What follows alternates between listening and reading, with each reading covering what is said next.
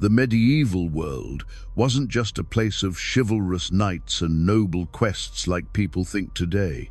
Behind those towering castle walls and beneath those glittering crowns was a world soaked in blood, betrayal, and screams that echoed through stone dungeons. The public saw pageantry and divine right, but behind that surface understanding was something full of dark, surprising, and twisted elements that would make your worst nightmares seem like children's bedtime stories. Princes who should have been protected by royal blood found themselves chained to torture devices. Their noble titles meant nothing when powerful men needed confessions. Unlike today, where we have legal protections and international laws against torture, medieval rulers viewed breaking bones and tearing flesh as perfectly acceptable tools of statecraft. In this video, we'll show you 6 of the weirdest and most shocking things about how royal princes were tortured into confessing treason. And the last one, you won't believe it.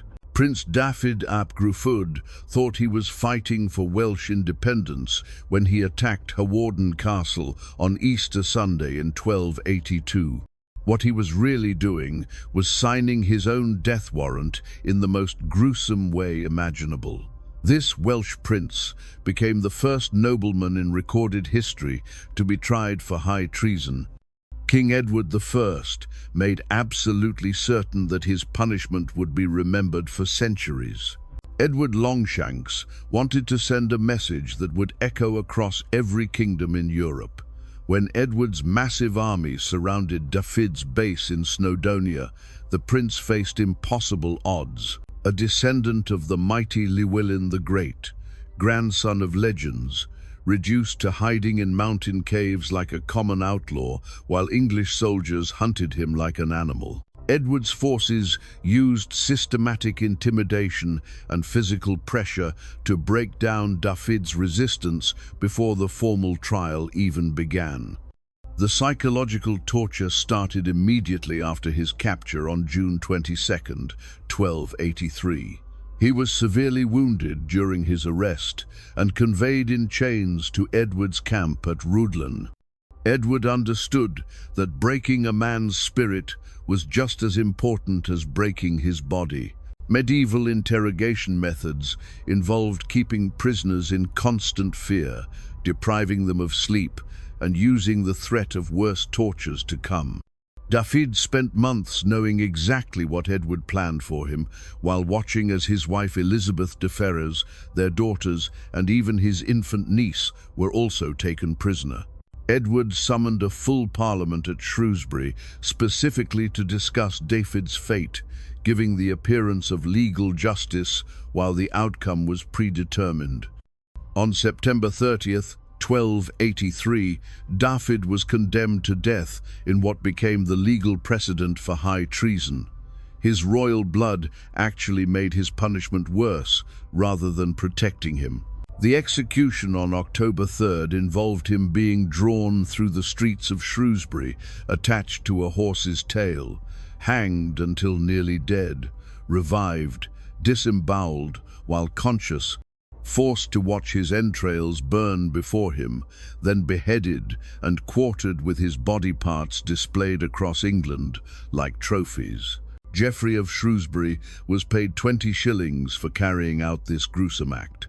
Edward ensured that Dafydd's head was bound with iron to prevent it from falling apart, as it was displayed on a spear in London for all to see. The shocking truth was that Dafydd never actually confessed to treason, even under the threat of this unimaginable torture, making his execution purely about Edward's political theatre rather than extracting information. The Byzantine Empire's young emperor Alexios, the second Komnenos, discovered that being born in the purple meant absolutely nothing when your own family members wanted you dead. This 14-year-old boy emperor found himself trapped in a nightmare that began in 1180 when his father Manuel I died, leaving him as an uneducated child while the empire crumbled around him.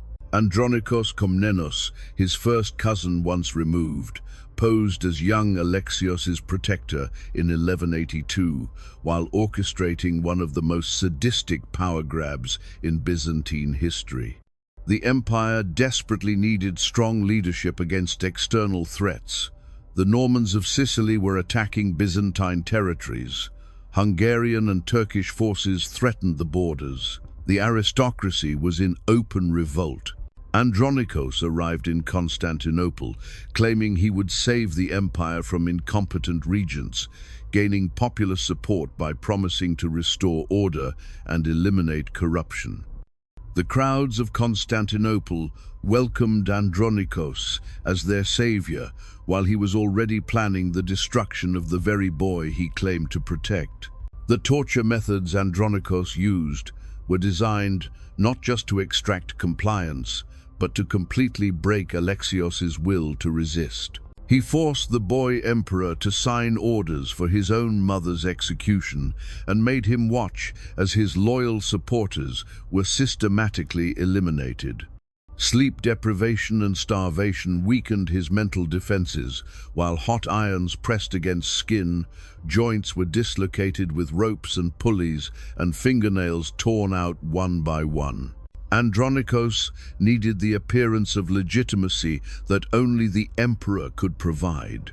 He couldn't simply kill Alexios immediately without losing the support of the people and the army, so he forced the boy to become complicit in his own destruction. Alexios became a hollow shell, signing whatever documents Andronikos placed before him, his spirit so thoroughly broken that he ceased to function as a human being. When Andronikos realized that a completely broken emperor was useless for his political purposes, he decided that even a puppet emperor was too dangerous to keep alive. In September 1183, he ordered the 14-year-old boy to be strangled with a bowstring, his body dumped into the Bosporus like garbage. The cruelest irony was that Andronikos married Alexios's 12-year-old widow immediately after murdering her husband. John Komnenos, the Fat, thought his imperial bloodline would protect him when he attempted to overthrow Emperor Alexios III Angelos in 1201. Being descended from the illustrious Komnenian dynasty meant nothing when you were caught red-handed in a failed coup. This Byzantine noble became the perfect example of how torture was used to unravel entire conspiracy networks. The political situation made his torture seem logical. Constantinople was in complete political meltdown, with different noble families plotting against each other, while foreign enemies threatened the empire's borders. John's coup attempt on July 31st initially succeeded in seizing most of the Great Palace, and he was even crowned in the Hagia Sophia itself. But when the coup collapsed that same night, the real horror began. John was captured after a short chase through the palace corridors, and his head was immediately cut off to be displayed the next morning. But the torture wasn't inflicted on John himself, since he was killed quickly. Instead, many of his supporters were captured and tortured to extract the names of all the conspirators. The emperor needed to know exactly how far the conspiracy reached.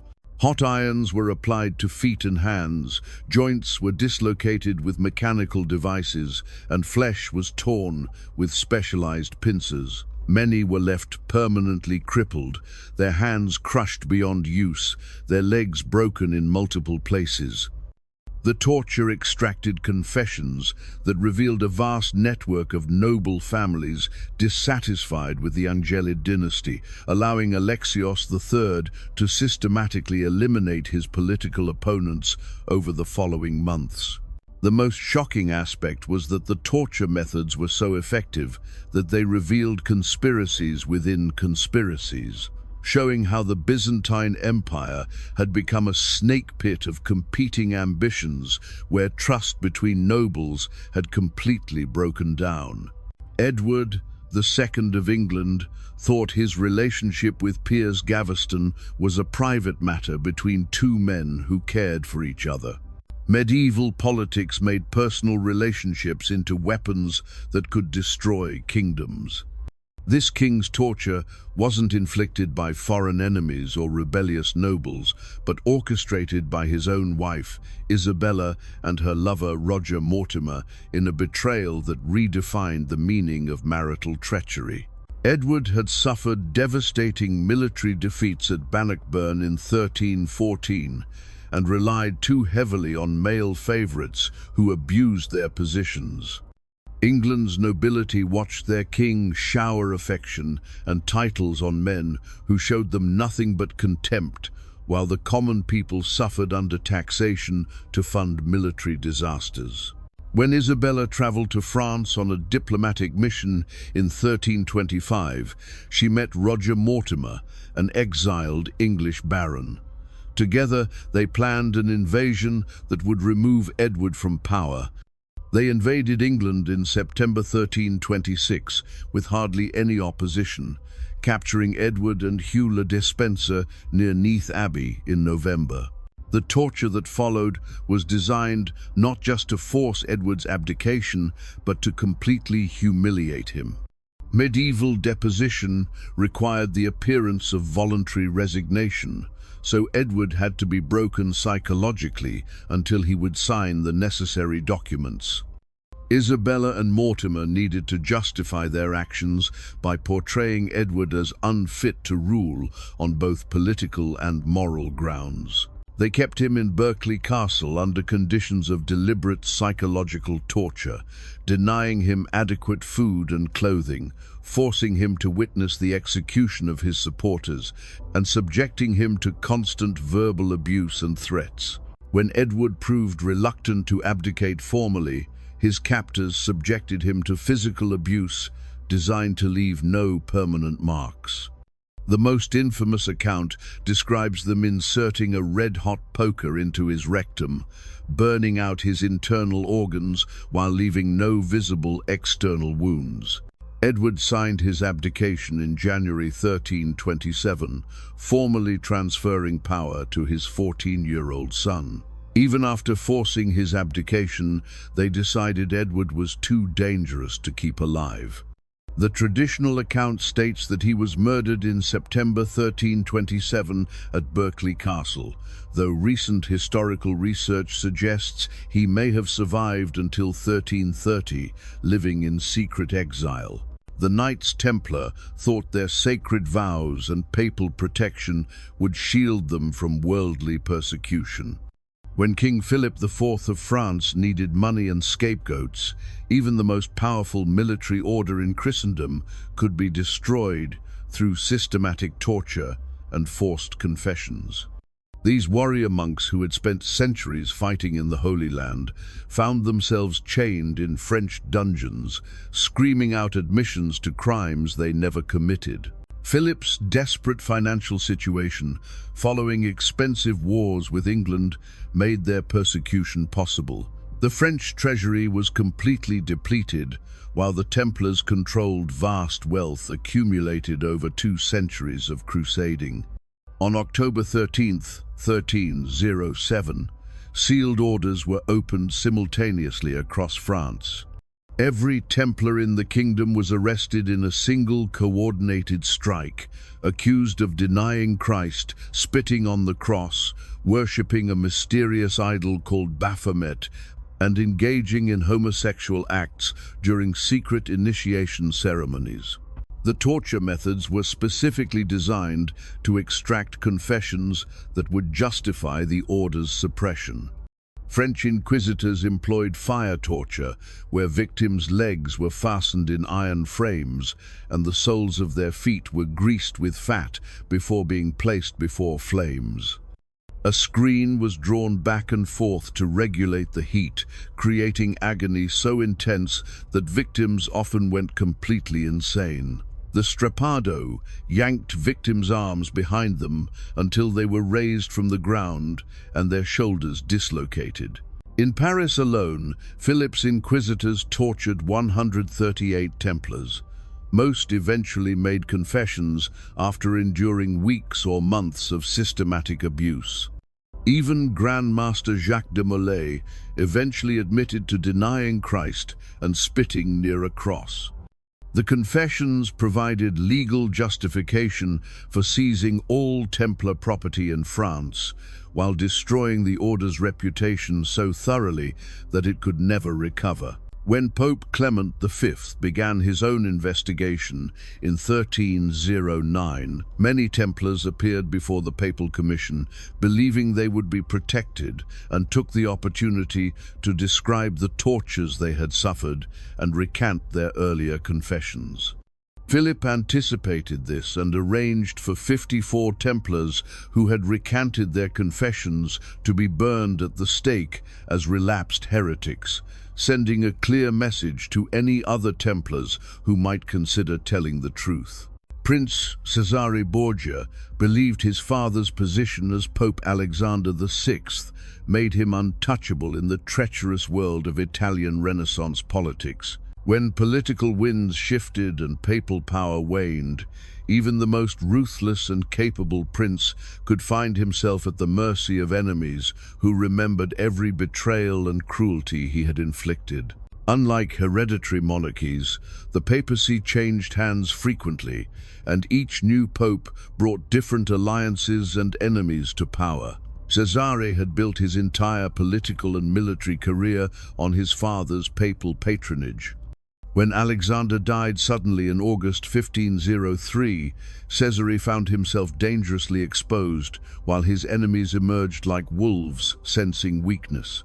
The torture Cesare endured was not the crude physical brutality of medieval dungeons, but the sophisticated psychological warfare of Renaissance politics.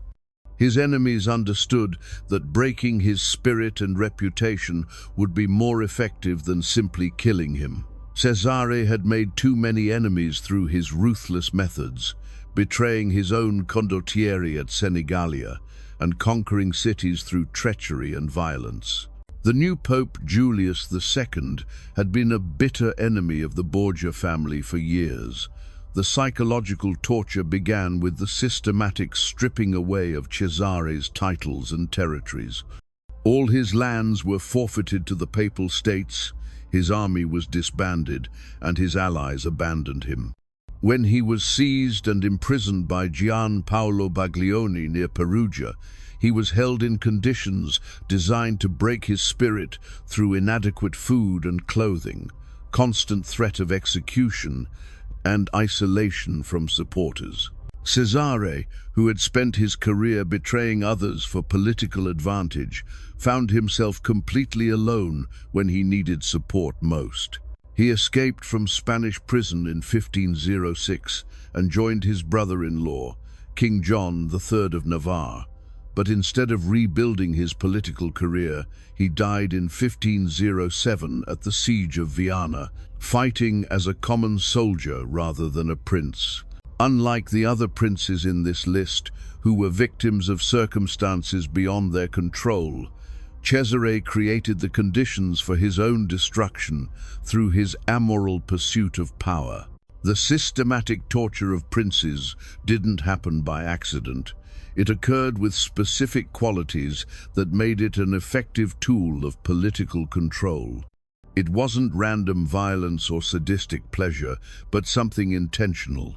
Medieval and Renaissance rulers understood that torture served multiple purposes beyond extracting confessions. It demonstrated absolute power over even the highest-ranking individuals in society, provided legal justification for actions that would otherwise be seen as murder or theft, and sent clear messages to potential rivals about the consequences of opposition. Royal torture was different from the punishment of common criminals because it required the appearance of legal justification while serving primarily political purposes.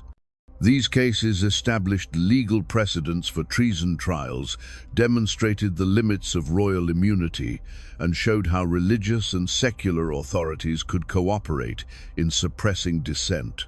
Their true legacy was in changing the fundamental relationship between rulers and the ruled, proving that in medieval politics, even princes were expendable when political necessity demanded their destruction.